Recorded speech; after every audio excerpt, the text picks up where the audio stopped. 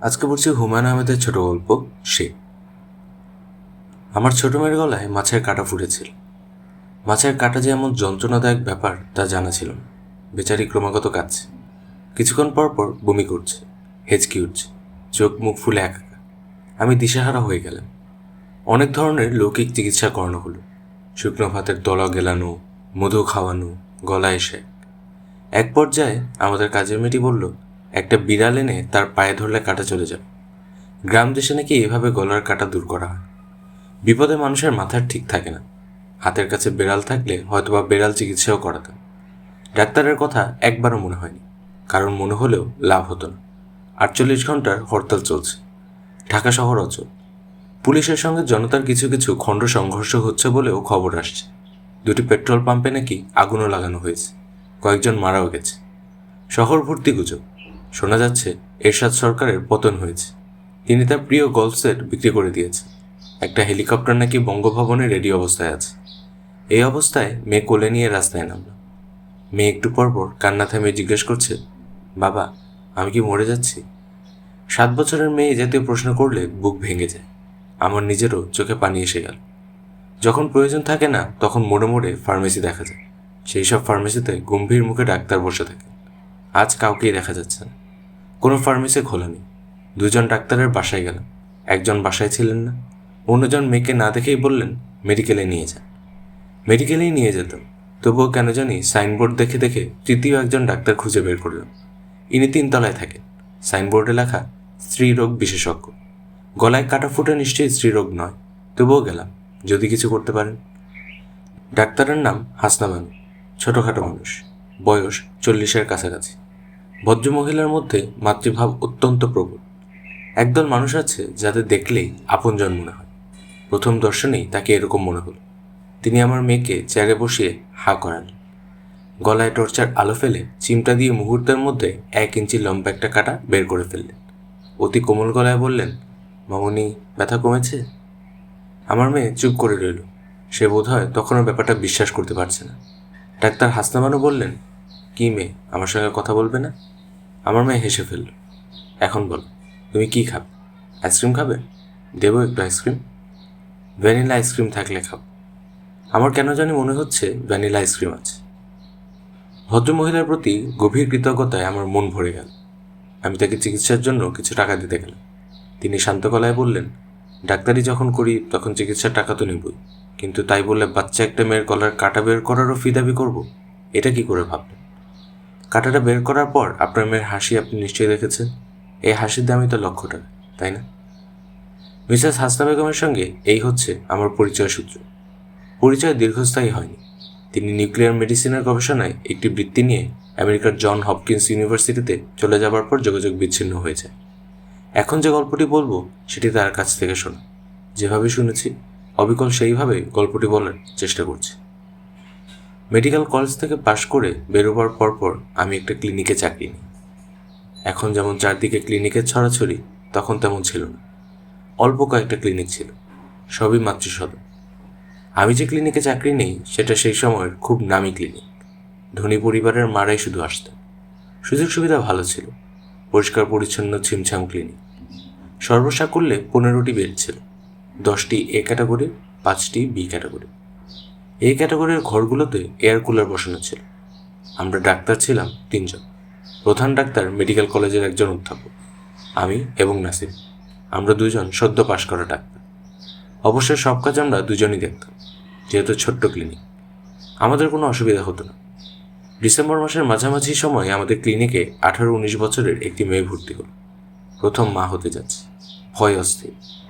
আমি প্রাথমিক পরীক্ষা করে দেখলাম এখনও অনেক দেরি। এক একটা কন্ট্রাকশনের ভেতর গ্যাপ অনেক বেশি।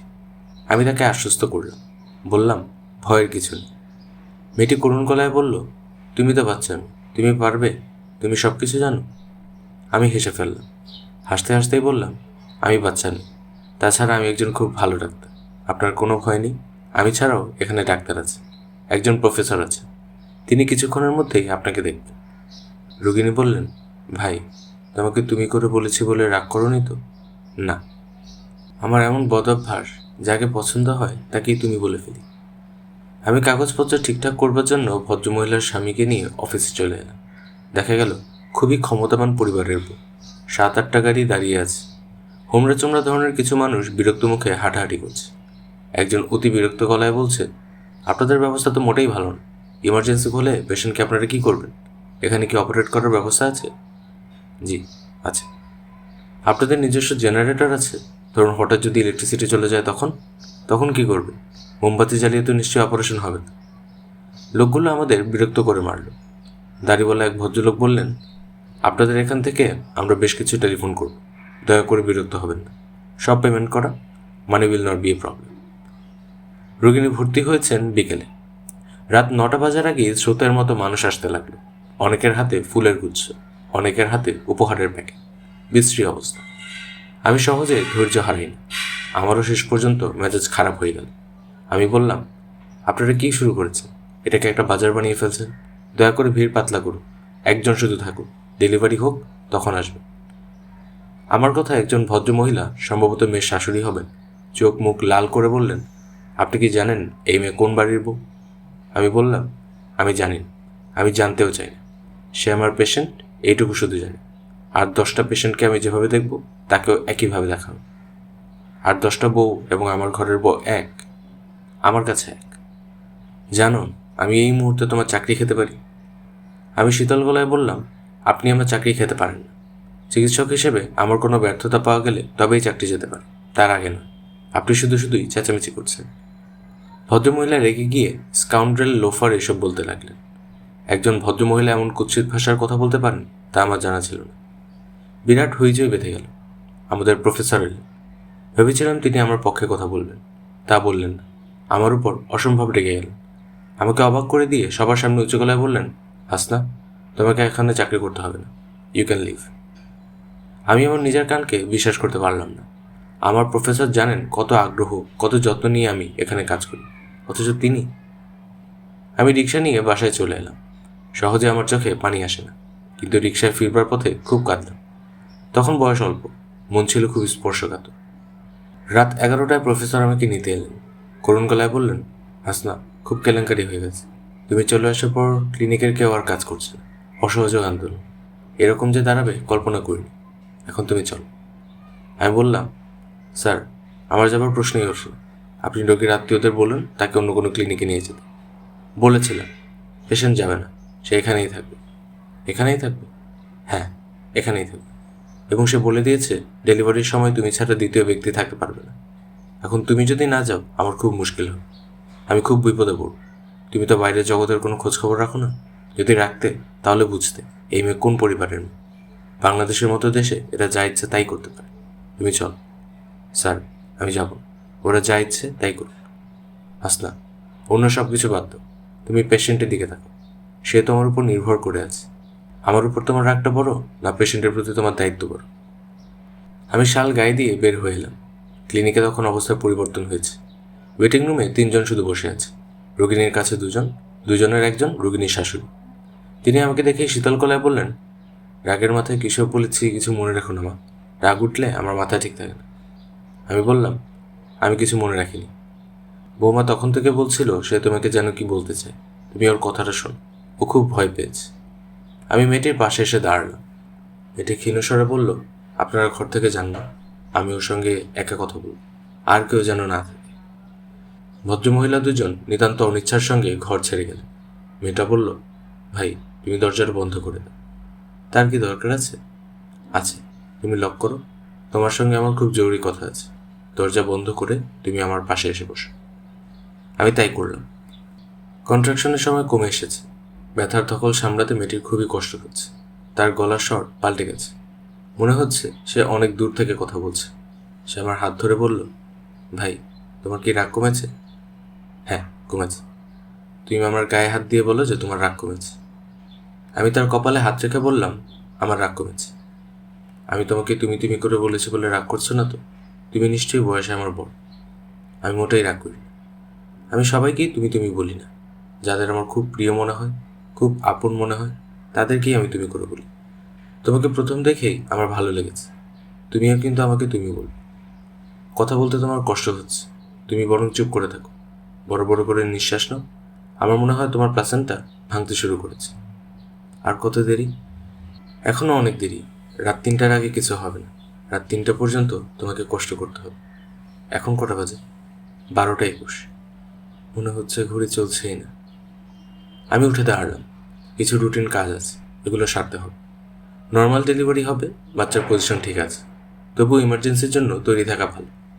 মেয়েটি বলল, যে জন্য তোমাকে বসিয়েছিলাম তা এখনও বলিনি। তুমি বস। উঠে দাঁড়ালে কেন? আসল কথা তো বলিনি। আমি বসলাম। মেয়েটি ফিসফিস করে বলল, ওরা আমার বাচ্চাটাকে মেরে ফেলবে। আমি চমকে উঠলাম। এই মেয়ে এসব কি বলছে? প্রচণ্ড যন্ত্রণায় আবল তাবল বকছে না তো? আমি জানি ওরা আমার বাচ্চাটাকে মেরে ফেলবে। কারা? আমার শ্বশুর বাড়ির লোকেরা। ডাক্তার, নার্স সবাইকে টাকা দিয়ে কিনে ফেলেছে। তোমাকেও কিনবে, তারপর বাচ্চাটাকে মারবে। তুমি এসব কি বলছো? যা সত্যি তাই আমি বলছি। ওরা বাচ্চাটাকে মারবে কেন? মেয়েটি জবাব দিল না। ব্যথার প্রবল ছাপটা সামলাবার চেষ্টা করল। আমি তাকে সময় দিলাম। আমার মনে হলো মেয়েটা সম্ভবত পুরোপুরি সুস্থ না, হয়তো কিছু অস্বাভাবিকতা তার মধ্যে আছে। তুমি আমার কথা বিশ্বাস করছো না, তাই না? না, যা সত্যি তাই আমি বললাম। তুমি জানলে কি করে ওরা বাচ্চাটাকে মেরে ফেলতে চায়? আমাকে বলেছে। কে বলেছে? আমার বাচ্চাটা আমাকে বলেছে। আমি পুরোপুরি নিঃসন্দেহ হলাম মেয়েটার মাথা খারাপ। সম্ভবত সে পারিবারিক জীবনে খুব অসুখী। শ্বশুরবাড়ির কাউকে তার পছন্দ না, সবাইকেই সে শত্রুপক্ষ ধরে নিয়েছে। মেয়েটি হাঁপাতে হাঁপাতে বলল, তুমি আমার কথা এক বর্ণও বিশ্বাস করোনি, তাই না? তুমি ঠিকই ধরেছ, বিশ্বাস করার কথা না। তোমার বাচ্চা তোমাকে কি করে বলবে? ও আমাকে স্বপ্নে বলেছে। একবার না, অসংখ্যবার বলেছে। স্বপ্নে বলেছে? হ্যাঁ, স্বপ্নে। গতকাল শেষ রাতেও স্বপ্নে দেখেছি। কি দেখেছ? দেখলাম আমার বাচ্চাটা আমাকে বলছে, মা, সবাই মিলে আমাকে মেরে ফেলবে, সবাই যুক্তি করে আমাকে মারবে। মা, আমি কি করি? বলতে বলতে মেয়েটি থরথর করে কাঁপতে লাগলো। আমি তাকে বললাম, প্রথমবার যেসব মেয়েরা কনসিভ করে তাদের প্রায় সবাই ভয়ঙ্কর সব স্বপ্ন দেয়, যেমন তারা মারা যাচ্ছে, মৃত বাচ্চা হচ্ছে, এইসব। এর কোনো মানে নেই। মেয়েরা সেই সময় খুব আতঙ্কগ্রস্ত থাকে বলেই এরকম স্বপ্ন দেখে। আমি জানি আমি যা স্বপ্নে দেখেছি তাই হবে। আমার স্বপ্ন অন্য মেয়েদের স্বপ্নের মতো নয়। সবাই যুক্তি করে আমার ছেলেটাকে মারবে। আমি হাসতে হাসতে বললাম, তোমার কোলে যখন ফুটফুটে একটা বাচ্চা দিয়ে দেব, তখন তুমি বুঝবে যে কত মিথ্যের সন্দেহ ছিল তোমার মাঝে। মেয়েটার চোখ চিকচিক করতে লাগলো। সে গাঢ় স্বরে বলল, সত্যিই তুমি তাই করবে? অবশ্যই। তাহলে তুমি প্রতিজ্ঞা করো, কোরআন শরীফ ছুঁয়ে বলো, তুমি বাচ্চাটাকে মারবে না। ওরা যখন মারতে চাইবে তুমি মারতে দেবে না, তুমি ফেরাবে। একটা শিশুকে আমি খুন করবো, এটা তুমি কি বলছো? তুমি কোরআন শরীফ ছুঁয়ে প্রতিজ্ঞা করো। প্রতিজ্ঞার কোনো দরকার নেই। দরকার থাকুক বা না থাকুক, তুমি প্রতিজ্ঞা করো। কোরআন শরীফ এখানে পাবো কোথায়? আমার সঙ্গে আছে, আমার এই কালো ব্যাগটার ভেতর। আমি নিয়ে এসেছি। রোগীকে শান্ত করবার জন্যই প্রতিজ্ঞা করতে হলো। রোগী শান্ত হলো না, তার অস্থিরতা আরও বেড়ে গেল। সে চাপা গলায় বলল, আমি জানি তুমি প্রতিজ্ঞা রাখতে পারবে না। যদি না রাখো তাহলে আমার অভিশাপ লাগবে। আমি তোমাকে একটা কঠিন অভিশাপ দিচ্ছি। মেয়েটা সত্যি সত্যি একটা কঠিন অভিশাপ দিয়ে বসল।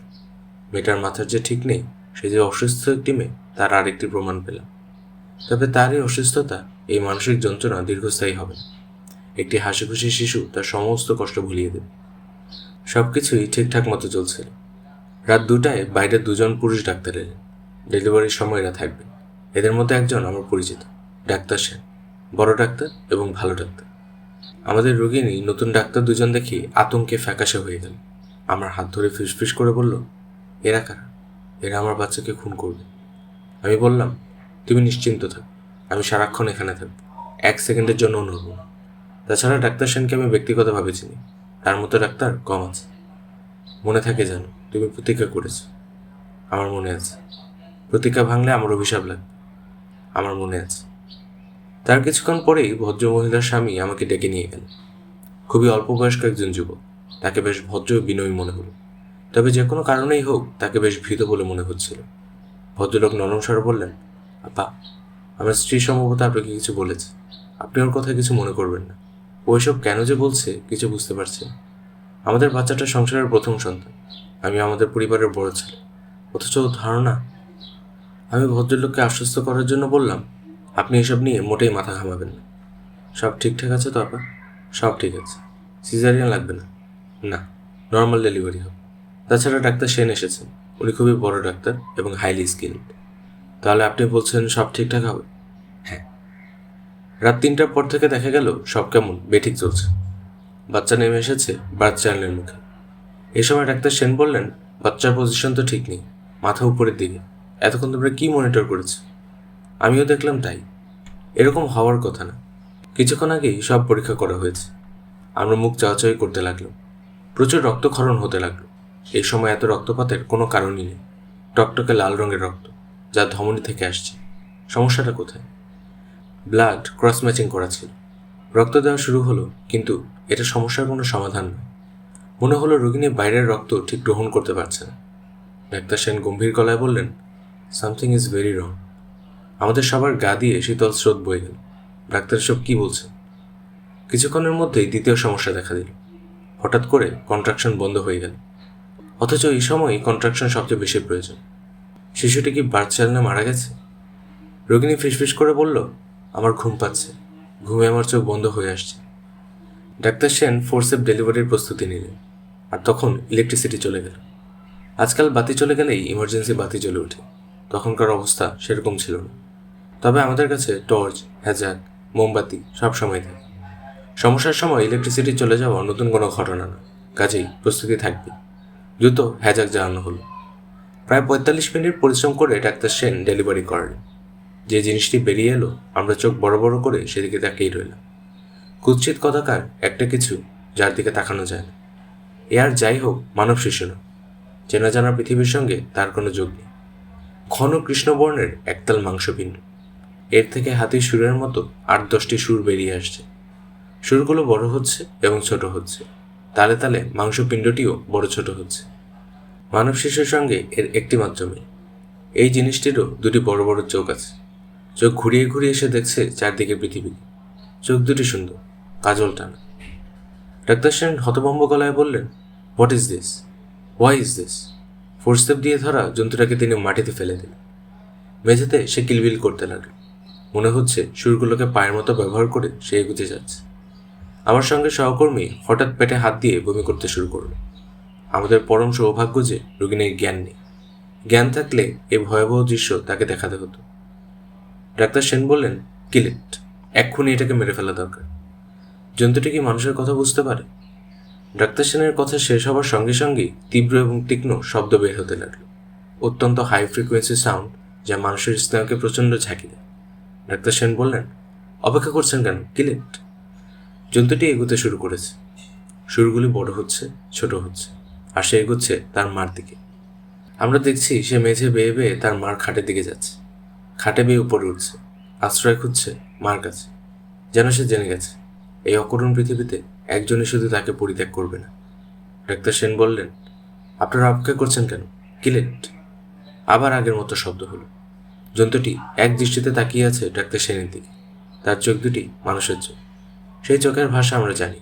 সেই চোখ করুণা এবং দয়া ভিক্ষা করছে। কিন্তু করুণা সে আমাদের কাছ থেকে পাবে না। আমরা মানুষ, আমরা আমাদের মাঝে তাকে গ্রহণ করব না। এই ভয়ঙ্কর অসুন্দর ও কুৎসিতকে আমরা আশ্রয় দেব না। সে পশুক হয়ে এলে ভিন্ন কথা ছিল। সে পশুক হয়ে আসেনি, মানুষের সিঁড়ি বেয়ে এসেছে। ডাক্তার সেন বললেন, এই জন্তুটিকে যে মেরে ফেলতে হবে এই বিষয়ে কি আপনাদের কারো মনে দ্বিধা আছে? আমরা সবাই বললাম, না, আমাদের মধ্যে কোনো দ্বিধা নেই। ডাক্তার সেন বললেন, আপনারা কি মনে করেন এই জন্তুটি হত্যার আগে তার আত্মীয় স্বজনদের মত নেওয়া উচিত? আমরা বললাম, না, আমরা তাও মনে করি না। যে লোহার দণ্ডটি থেকে স্যালাইন ওয়াটারের ব্যাগ ঝুলছিল, আমি তা হাতে তুলে নিলাম। জন্তুটি এখন তাকিয়ে আছে আমার দিকে। কি সুন্দর বড় বড় শান্ত চোখ। কি আছে ওই চোখে? ঘৃণা, দুঃখ, হতাশা। জন্তুটি খাটের পা বেয়ে অর্ধেক উঠে গিয়েছিল। সেখানেই সে থেকে গেল। বোধহয় বুঝতে পেরেছে আর উঠে লাভ নেই। প্রথম আঘাতটি করলাম আমি। সে অবিকল মানুষের মতো গলায় ডাকল, মা, মা। তার মা সাড়া দিল না। আমরা দেখছি একটি দানবকে। সেও তার করুণ চোখে একদল দানবকেই দেখছে। আমার হাত থেকে লোহার রডটি পড়ে গিয়েছিল। ডাক্তার সেন তা কুড়িয়ে নিয়ে এগিয়ে গেলেন। হত্যাকাণ্ডে বেশি সময় লাগলো না। ডাক্তার হাসনা বেগমকে আমি জিজ্ঞেস করেছিলাম, এই ঘটনার কি কোনো ব্যাখ্যা আপনি দাঁড় করাতে পারেন? ডাক্তার হাসনা ক্লান্ত গলায় বলেছিলেন, আমার কাছে কোনো ব্যাখ্যা নেই। তবে এই ঘটনার প্রায় 7 বছর পর আমেরিকান জার্নাল অফ মেডিকেল সোসাইটিতে এরকম একটা শিশুর জন্ম বৃত্তান্তের কথা পাই। শিশুটির জন্ম হয়েছিল বলিভিয়ার এক গ্রামে। শিশুটির বর্ণনার সঙ্গে আমাদের জন্তুটির বর্ণনা হুবহু মিলে যায়। ওই শিশুটিকেও জন্মের 20 মিনিটের মাথায় হত্যা করা হয় এবং রিপোর্ট অনুসারে সেও মৃত্যুর আগে ব্যাকুল হয়ে বলিভিয়ান ভাষায় মাকে কয়েকবার ডাকে। আপনার কাছে কোনো ব্যাখ্যা নেই? না, তবে আমার কাছে একটা হাইপোথিসিস আছে। আমার মাঝে মাঝে মনে হয় প্রকৃতি ইভলিউশন প্রক্রিয়ায় হয়তো নতুন কোনো প্রাণ সৃষ্টির কথা ভাবছে, পরীক্ষা নিরীক্ষা করছে। আমরা প্রাণপণে সেই প্রক্রিয়াকে বাধা দিচ্ছি। আপনার ধারণা এরকম ঘটনা আরও ঘটবে? হ্যাঁ, প্রকৃতি সহজে হাল ছাড়ে না। সে চেষ্টা চালিয়ে যাবে এবং সে লক্ষ্য রাখবে যাতে ভবিষ্যতে আমরা বাধা দিতে না পারি। ওই যে মা আগে স্বপ্ন দেখলেন, তার একটিই ব্যাখ্যা। প্রকৃতি শিশুটি রক্ষার চেষ্টা করছে, এক ধরনের প্রোটেকশন দেওয়ার চেষ্টা করছে। এখন সে পারছে না, তবে সে ভবিষ্যতে আরও ভালো প্রোটেকশনের ব্যবস্থা করবে। আপনি কি আপনার হাইপোথিসিস বিশ্বাস করেন? ডাক্তার হাসান বানু জবাব দিলেন না। তার কাছে এই প্রশ্নের জবাব নেই, জবাব থাকার কথাও নয়। কিছু কিছু সময় আসে যখন আমরা বিশ্বাস এবং অবিশ্বাসের সীমারেখায় বাস করি। তখন একই সঙ্গে আমরা দেখতে পাই ও দেখতে পাই না, বুঝতে পারি ও বুঝতে পারি না, অনুভব করি এবং অনুভব করি না। সে বড় রহস্যময় সময়।